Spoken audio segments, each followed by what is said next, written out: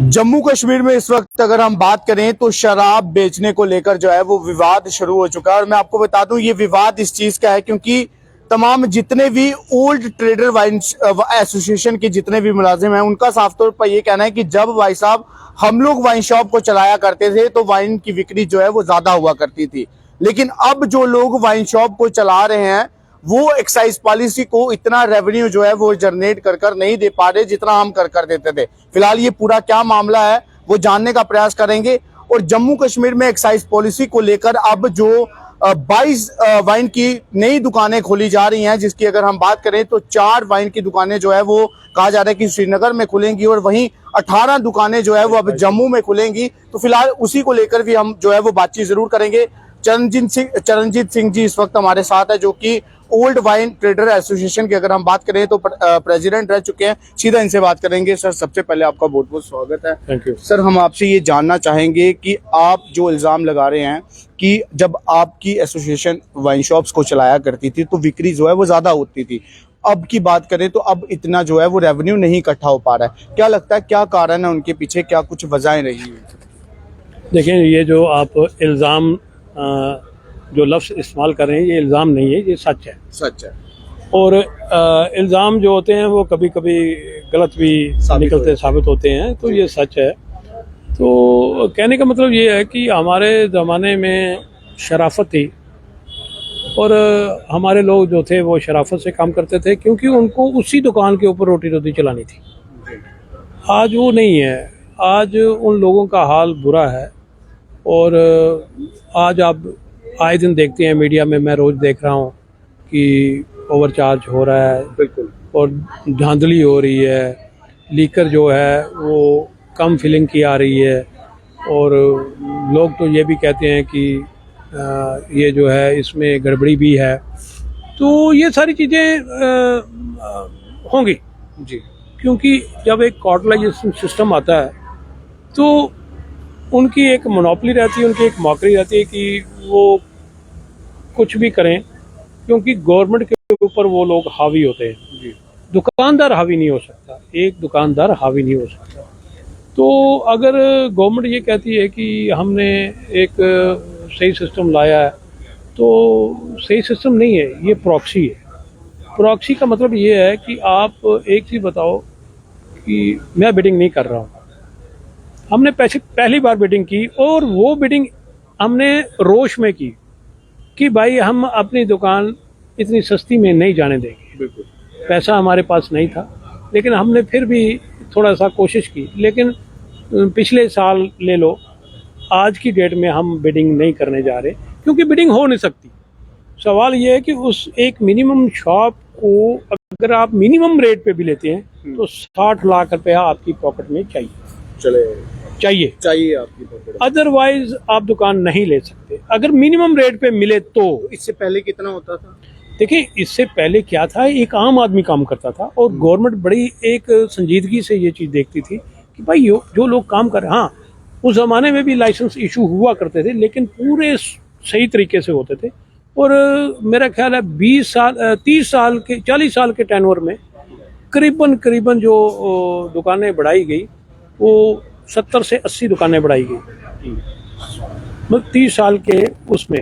तो आज तो ये चीज़ें आप देखेंगे जी। आपने ओवर प्राइस की बात की है, वहीं पर अगर हम बात करें, हमें भी बहुत से कॉल आते हैं, लोग कहते हैं कि भैया आप वाइन शॉप के बाहर जाके नहीं पूछते, वहाँ पर हमसे 10 रुपये 5 रुपये एक्स्ट्रा लिए जाते हैं। सर, मैं आपसे जानना चाहूँगा, जब आप वाइन शॉप चलाते थे क्या उस समय भी ये ओवर चार्जेस जो हैं वो लिए जाते थे या अभी से ये शुरू? देखें, इस चीज़ को मैं टोटली डिनाई नहीं करता हूँ। कहीं पे रूरल साइड में 1-2 रुपया वो भी सेल्समैन लेते थे, 1-2 रुपये, हाँ, और उसके ऊपर भी फाइन होता। तो आज तो आप रोज कवर कर रहे हैं कि वो कहते हैं ये तो मालिक कह रहे हैं हमने पैसे लेने हैं। भैया, हमने इतनी महंगी दुकानें ली हैं, हमने पैसे कहाँ से पूरे करने हैं? तो करीबन मैं ये समझता हूँ कि मेरे आंकड़े मिनिमम साइड पे हैं कि 150 करोड़ से ऊपर ओवर चार्जिंग है। अगर ओवर चार्जिंग इतनी ज्यादा हो रही है, आपके समय में कम होती थी? नहीं होती थी आपके समय में, ना के बराबर होती थी, लेकिन आज ओवर चार्जिंग जो है वो ज्यादा हो रही है। लेकिन उसके बावजूद फिर भी जो है वो आप कह रहे हैं कि वो इतने ज्यादा जो है वो नहीं बिक्री कर पा रहे हैं जितनी हम करते थे। देखिए, क्या लगता है वो पैसा जा कहाँ रहा है आखिरकार? किसकी जेब जो है वो भारी हो रहे हैं, क्योंकि सरकार के खजाने में तो कुछ पड़ नहीं रहा। देखें, इसके लिए मैं थोड़ा सा सॉफ्ट कॉर्नर गवर्नमेंट के लिए ये रखता हूँ, क्योंकि मैं कुछ लोगों को जानता हूँ जो ऑनेस्ट लोग हैं जी। लेकिन मैं आज उनकी ऑनेस्टी के ऊपर ये जरूर कहना चाहता हूँ कि अगर आप ऑनेस्ट हैं, एक अच्छा काम करना चाहते हैं और कहीं पे आप जाके बेबस हो जाते हैं, तो इसका मतलब ये है कि आम आदमी की ज़िंदगी कुछ नहीं है, यानी कि आज आम आदमी की जिंदगी जो है वो एक किस्म की नर्क बन के रहे। नर्क बन के रहेगी।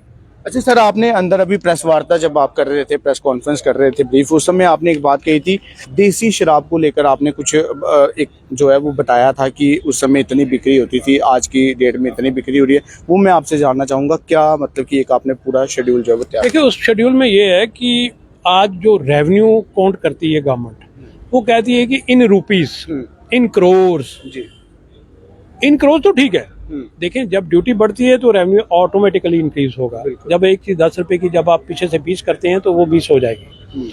लेकिन जो क्वांटिटी है, अगर हमारे जमाने में 1,60,000 बोतल बिका करती थी सपोज, तो आज 1,28,000 बोतल अगर जाती है तो वो बाकी वाली बोतल कहाँ है? वही तो सवाल है ना कि बाकी बोतलें जो है वो जा किसके खाते में रही हैं? ये आप समझदार हैं। हमने तो कई बार पूछने की कोशिश की है, लेकिन हमें इस पे जवाब नहीं मिला। नहीं, जवाब मिलेगा नहीं ना, जवाब मिलेगा क्योंकि इसका जवाब देने की क्षमता जो है वो उसके लिए एक बड़ा मादा चाहिए। जी, आपने कहा है कि पहले जो है वो शराफत से काम किया जाता था। हाँ। क्या लगता है आज गुंडागर्दी की जा रही है? नहीं, वो तो आप पब्लिकली देख रहे हैं, रोज आप ही छापते हैं यार, आप ही इंटरव्यू करते हैं। हाँ। कोई कहता है यार मालिक ने हमें बोला हुआ है, कोई कहता है जाओ एक्साइज डिपार्टमेंट। कोई वैल्यू नहीं रही किसी की।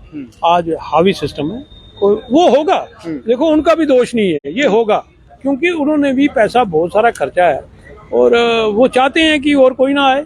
आपको मैंने बता दिया कि एक मिनिमम शॉप के लिए 60 लाख रुपए आपकी जेब में होना। सर, एक अहम सवाल रहेगा आपसे, जिस एक्साइज पॉलिसी के तहत पहले जो लोग वाइन शॉप को चलाते थे वो बेघर हुए थे, बेरोजगार हुए थे, क्या लगता है अब जो एक और नई एक्साइज पॉलिसी आ रही है जिसमें 22 वाइन शॉपें खोलने की बात कही जा रही है, जो पहले ऐसे लोग थे जो मजबूर थे, नहीं वाइन शॉप खरीद पाए, क्या लगता है अब एक्साइज पॉलिसी जो है वो उन्हें लेकर कुछ सोचेगी या नहीं?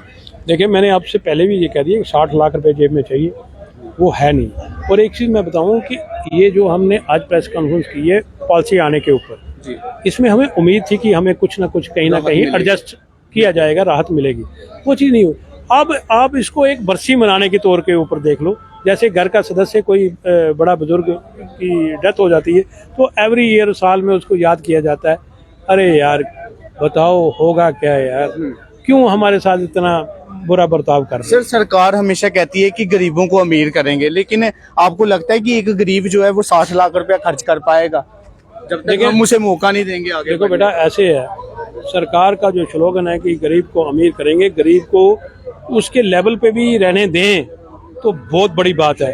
ये गरीबी नहीं खत्म करनी है, गरीब खत्म करना है। बिल्कुल देख सकते हैं। मैं आपको बता दूं कि इस वक्त हमने बातचीत जरूर की, ओल्ड ट्रेडर वाइन एसोसिएशन के जो प्रधान थे वो फिलहाल हमारे साथ थे। और मैं आपको बता दूं कि अब किसी परिवार की अगर हम बात करें तो परिवार में जो है वो थाली के बीच में एक फुल्का कम हो सकता है, एक चपाती कम हो सकती है, लेकिन जनाब जो शराब का सेवन करते हैं उन लोगों के लिए दारू की बोतल की कमी नहीं हो सकती, क्योंकि एक्साइज पॉलिसी जो है वो अब जम्मू कश्मीर में अगर हम बात करें तो 22 वाइन शॉपें जो है वो और खोलने जा रही है। तो फिलहाल 60 लाख रुपए अगर आप लोगों की जेब में है तो आप अपनी जेब जो है वो और भर सकते हैं, वरना आप जो है वो इस एक्साइज पॉलिसी के बारे में सोच भी नहीं सकते। फिलहाल और भी कुछ लोग इनसे बात करेंगे। सर, आपका बहुत बहुत स्वागत है। सबसे पहले सर आपका नाम जानना। मेरा नाम दिग्विजय सिंह है, मैं फार्मर प्रेसिडेंट रहा हूँ जम्मू वाइन ट्रेड एसोसिएशन का। जी सर, अगर हम बात करें तो आज शराब बेचने को लेकर विवाद शुरू हो गया। आप कहते हैं कि आपके समय में शराब की बिक्री ज्यादा हुआ करती थी, आज के समय में इतनी बिक्री नहीं हो रही है, लेकिन आज अगर हम बात करें तो ओवर चार्जिंग ज्यादा है, लोगों से पैसे वसूले जा रहे हैं। फिर वो पैसे जो हैं वो किसके खाते में जा रहे हैं अगर आप लोगों से ज्यादा बिक्री अगर दुकानदार नहीं कर पा रहे? देखिए, हमारे टाइम पे 228 लाइसेंस थे, ठीक है, तो हमारा रेवेन्यू ज्यादा होता था। अब लाइसेंस 279 थे लास्ट ईयर, तो रेवेन्यू कम हुआ। क्या लगता है किसकी वजह है ये? रेवेन्यू कम होने का मतलब ये जो बॉटल जो हमारे पास रिकॉर्ड है, जो एक्साइज डिपार्टमेंट ने ये उसके पोर्टल पे है, ये दिया हुआ उसने, इसमें अगर देखें तो 2019-20 और 21-22 का अगर आंकड़ा ले लें तो 33 लाख अंग्रेजी की बोतल कम बिकी है। 33 लाख। हाँ, और 18 लाख देसी की, हमारे टाइम से लेके इनके टाइम इतना फर्क है। और लास्ट टाइम का जो आंकड़ा है 129.65 यानी कि 130 लाख बोतल बिकी है अंग्रेजी की। ओवर चार्जिंग आपको पता चल रही है। अगर 20 रुपया बॉटल भी लगाएं 130 लाख के बोतल के ऊपर तो कितने 100 करोड़ बनता है। बिल्कुल ठीक है।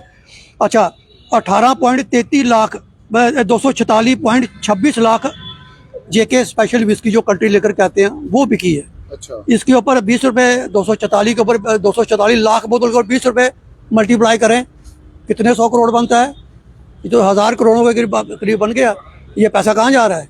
क्या लगता है कहाँ जा रहा है पैसे? ये पैसा बंट रहा है, खजाने में तो पड़ नहीं रहा। ये पैसा बंट रहा है। कौन लोग बांट रहे हैं आपस में? अब आप देखिए, सबको ये बात कहने की नहीं है। जब पैसा बढ़ता है, प्रसाद बढ़ता है तो सब में बढ़ता है। और सब में कौन कौन आते हैं मुझे कहने की जरूरत नहीं है, सबको पता है। क्या लगता है सब उतने ही हकदार हैं जितना एक व्यक्ति है? नेचुरली है, बिल्कुल है। मैं जिस ट्रेड को 200 परिवार चला रहा था, आज उसी ट्रेड को 10-12 लोग चला रहे हैं। बिल्कुल। फिर भी लेकिन सरकार कह रही है कि हमारे खजाने में कुछ नहीं पड़ रहा। देखिए, खजाने में पड़ेगा कैसे? हम लोग रेवेन्यू देते थे। एक मिसाल के तौर पर मेरा एक लाइसेंस था, तो मुझे पता था अगर मैं गलत काम करूंगा मेरा लाइसेंस चला जाएगा।